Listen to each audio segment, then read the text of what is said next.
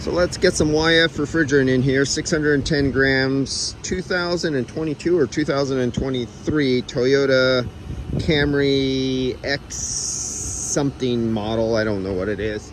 But here's the refrigerant quantity. There you go. And the year 2022. So let's turn off the vacuum. Our liquid refrigerant is sitting right here, ready to go.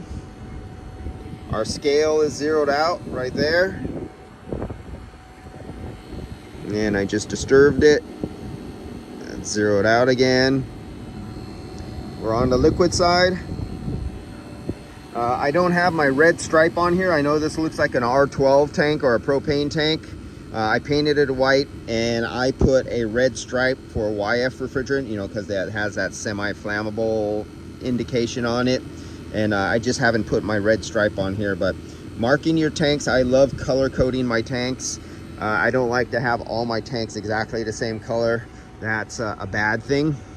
Nobody with any common sense would do that. Oh, except for the EPA and our industry. So zeroed, 610 grams. Okay, get my hand on the knob. Let's see how long 610 grams take. 1, 2, 3. There we go. So we're going to 610 grams. It's 52 degrees Fahrenheit outside, so it's a little nippy for some. Let me start shutting it off. I shut it off a little too early. Let's go a little more.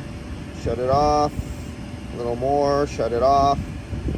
And I'm 630. And we're supposed to be 610. Oh, I did the plus. So I'm plus or minus 30. I went a little bit over. Yeah, I can live with that. Close enough for government work. I have a plus or minus of 30. And we do have an OEM condenser on. So let me start this up and let's see what the superheat, subcooling, and low side and high side pressure on this vehicle operating at this temperature.